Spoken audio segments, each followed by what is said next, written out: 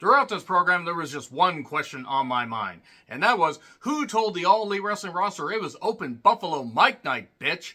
And now, you will never unhear it. I'm Charles Renton with my review of AEW Dynamite from the KeyBank Center in Buffalo, New York. We're closing in on Forbidden Door. We're about to see what's behind Forbidden Door number 1, Sydney, and my Forbidden Door 2024 predictions will come up shortly after this review. And I have some thoughts about this particular program. I will say that some of it wasn't bad, and I will say the crowd that was there tried to make the most noise.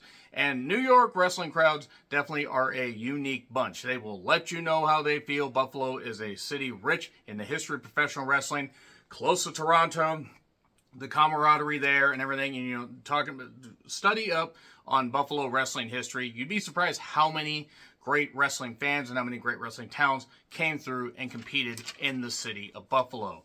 So, that being said, even though there were about 4,500 people according to WrestleTix, around that, the capacity for the arena is about 4 times that. So, there you go. Promote yourselves better, and you might actually get a bigger crowd next time. They did have a Big Bang Theory lead-in. I will say that I was a bit surprised how low the ratings were for last week's show, even though the Black Panther did the lead-in. Black Panther, only one of the biggest movies that Marvel ever did. And I know that ratings aren't everything, but if nobody's watching a show that might have some, nuggets of, good, then it's not going to reflect well on future shows. That goes for any wrestling program. That goes for any television show. It's just my opinion. Just my 2 cents. So, the crowd popped big for MJF. He didn't get a chance to really say much because immediately Danny Garcia interrupted. Daniel Garcia, I know, and he got a big pop. And you know what? The crowd loved him. Giving him massive throbbing adulation, and he basically thanks MJF for helping him out, and that you got my business. Everything is kind of my business because I've been racking up wins. I've been doing a whole lot of stuff. His family's in the front row. He's going to say some nice things about MJF, and MJF's like, go on.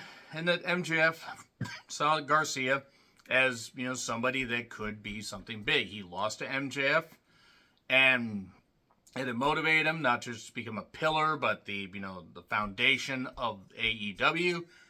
Best of luck with that, but you know what? Garcia believes it, so that's half the battle. G.I. Joe.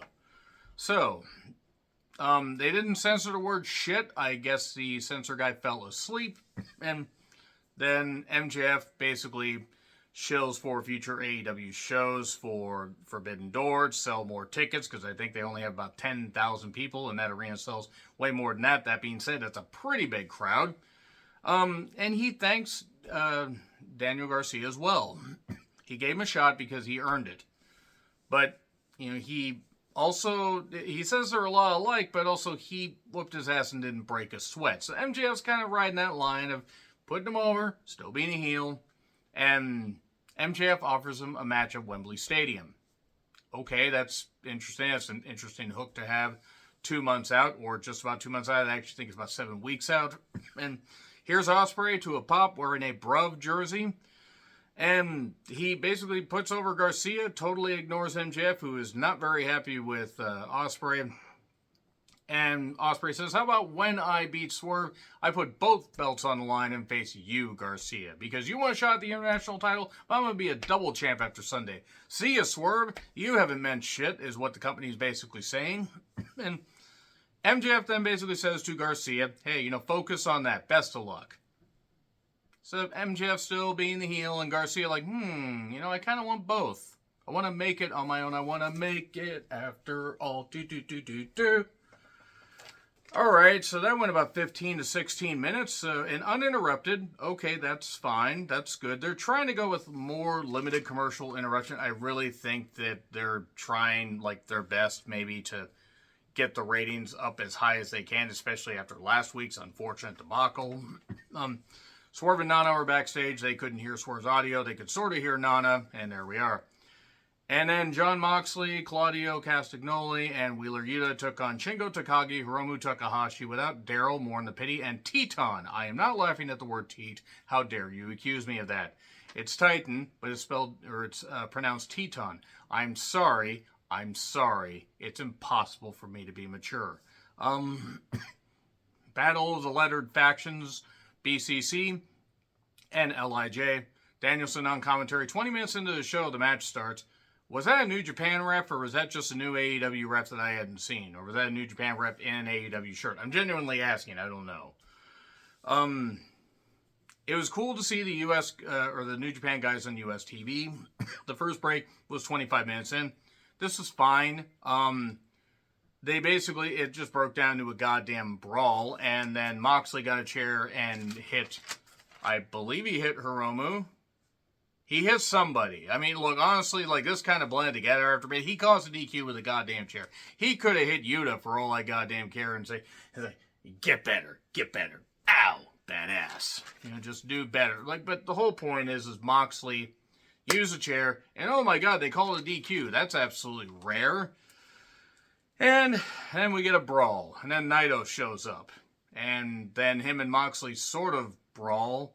And then Shingo's beating up Wheeler, and Danielson gets in there and stands him off. The commentary is by the entranceway, so at least he had a bit of distance to come.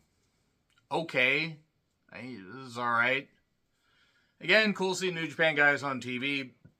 Then we get to Jay White and Phoenix and an Owen Hart Cup quarterfinal match.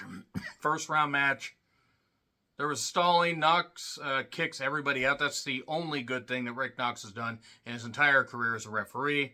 Shivani apparently left to conduct business backstage. I don't know what happened. I hope Shivani's okay. I hope he's all right. I hope it wasn't like a personal thing.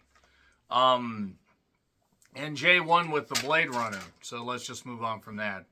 But the Patriarchy, by the way, shows up to challenge them for the Trios titles at some point. Good God, Shayna Wayne. Good God. She looks great. Really happy for Nick. I actually would like to see the Patriarchy win the Trios Championships. Why? Because it would be cool to see Nick win with some gold, because he has such great potential. The Bucks say something, which I don't care about because it involves the Bucks. The Acclaimed show up, and then Caster does a mini rap. He calls them the Young Cucks. That gets censored a couple times. The Bucks can't do anything right, from being EVPs to running from a fight, all that. Okada and the Bucks show up. And scissor me, bitch. You know, look, it was funny the first time that Okada said it. Now it's just annoying. And not even annoying like as a heel, like just annoying. Like, I don't even want to see Okada anymore. The crowd didn't want to hear anything from any of them. Billy talks about various EVPs and he even knows the president. Hiroshi Tanahashi's package suddenly shows up on screen. I could have worded that better, and I probably should have. But he's coming to face Okada. Oh my god, they haven't faced off against each other in about 4 goddamn months. Maybe 5 months. Scissor Ace is coming. I mean, that's one way to add a match suddenly. So, Mark Briscoe wants more gold. O'Reilly does weird faces, and Orange Cassidy tried to say something, and I just wish the mic would cut out. Timeless Tony Storm entrance, and then Mina Shirakawa and Mariah May did an entrance, and boy, oh boy, Mina Shirakawa has incredible personality. Just a lot of boisterous personality. Actually, in all seriousness, yes, she looks great, but she actually does have, star quality to her. So, these three took on Anna Jay Saraya and Harley Cameron. Boy, I feel bad for ever picking on Dana Brooke not being all that good in the ring and picking on others for not being that good. Look, I'm not saying Harley isn't trying, but she needs to find something else to do other than being in the ring. I'm not saying she can't be a second, but no, this is not working. Mina Shirakawa, has personality for days. Really did, some cool, flashy stuff here. And yes, she is gorgeous. It is impossible to ignore that. I would say all these women look good, but that would require me to praise Saraya, and the fact that she wants to talk about her transphobic, homophobic, piece of shit criminal boyfriend as if he's ever done anything good in his life. I feel bad that I was ever a fan of Saraya. So you know what? She should keep getting criticism from both sides. Saraya's used to getting it from both sides, isn't she? And I feel bad about that, but I kind of don't, because she kind of earned all this criticism for being a goddamn transphobic defending bitch. So that being said, there was tension with Mariah and Tony. Well, Mina and Tony over Mariah. And then Mariah and Mina did a shakedown after kicking Anna Jay and double teaming her. There's an innuendo or in her endo there. Harley got pinned by Mina Shirakawa, so that was fine. And then we get a champagne toast between champ and challenger, and then Mina Shirakawa tries to get the bottle and hit Tony, and good job on the timing. I mean, good God, that was terrible. Boom! She ends up hitting Mariah. Mariah could have actually gotten a plane ticket, flown around the world, and then come back into that same spot, and she still would have been able to make it back in time. There were you fucked up chants. Tony was screaming at Mina. Good job, you didn't listen to Annie Lennox. You were walking on broken glass. And then a package on Mercedes and Stephanie Vacour, or Vacour, I think that's how you say it. Please stop having Mercedes cut promos that sound, I don't know, like AI wrote them. She can talk, but she sounds very stagey. She sounds even more stagey than she did in WWE. Stephanie, actually, it's a good thing they put subtitles because her accent is thick, but actually her English isn't bad. And I'm looking forward to this because Stephanie looks good. Boy, does she look good. Jericho and Co. then show up. Brian Keith is apparently not medically cleared. I guess, Dorothy's house fell on him while he was at his house in Munchkinland. I'm sorry. And Big Bill was staying there. And Jericho said, we have another partner. It was Minoru Suzuki in a video package that was not queued up properly. And Suzuki then says, I don't want to be your partner. We partnered up before. I want to face you one-on-one for the FTW title. Good job, Jericho. Good job. Then Joe Hawk, Shibata and his new brain show up. Shibata's phone basically says, oh, brother, this guy sucks. Here's the thing, I would understand the point of this stuff with Jericho if it was leading anywhere, but nothing that Jericho has been involved in for at least the last 3 years has led anywhere. So that's why I don't care. And a slap and a brawl, and then Cassidy joins commentary for the next match. It's Zack Sabre Jr. against O'Reilly, Jobber Parts. Look, technically well done. I'm not going to knock. Why was Gabe Kidd there? Why is Gabe Kidd in general?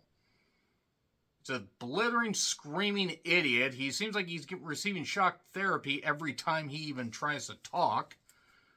I guess he's just there just because. If Tony Khan signs Gabriel Kidd, then he better just go ahead and pay the censor crew to work overtime, because that motherfucker can't do anything without swearing a lot.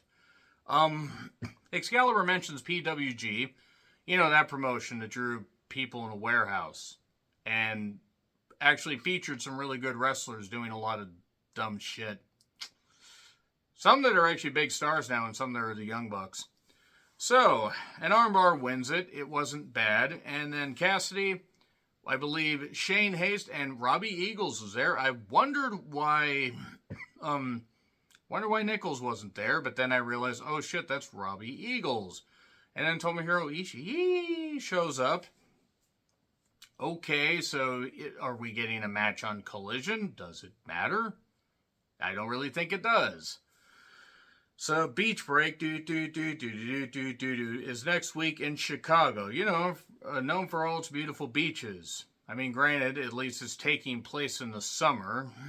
Swerve and Ospreay then took on Bishop Khan and Toa Leona in a main event that went so goddamn long they had an 8-minute overrun. Schedule a 10-minute overrun, or don't bother having the goddamn matches go this long. They could do it. They don't use all the overrun. It's fine. NXT does it. You're telling me that if Khan has a good relationship, or even a lukewarm relationship with Warner Bros. Discovery, you can't say, hey, could you give us more time? My DVR records it ahead of time. It records an hour ahead, but a lot of people's don't. Look, it was what it was. Khan has a great look. I don't mind Toa Leona, but I have no reason to necessarily believe that they're going to cause any great impact. And they didn't. There was a Poison Rana. There was a cutter for 2. I don't know why they decided to kick out on that. And then an arm snap to Khan and a hidden blade to Toa Leona. 1, 2, 3. This is after an inadvertent kick where Ospreay kicked Swerve. But they teamed up a little bit later, and then Ospreay was holding both titles. Swerve clipped his knee, held the championship, and said, aha, I am going to keep being the champion. So, yeah, there you go. That's it. That's it for Dynamite. How's that for a review? If there is bad stuff that I just don't want to invest in, I'm just going to say this happened and skip over it, because time Time is running out with my patience when it comes to certain things, regardless of the company. So nevertheless, let me know your thoughts in the comments. Like, share, subscribe, Twitter handle in the description. I'm John Ritlin. I'll see you soon.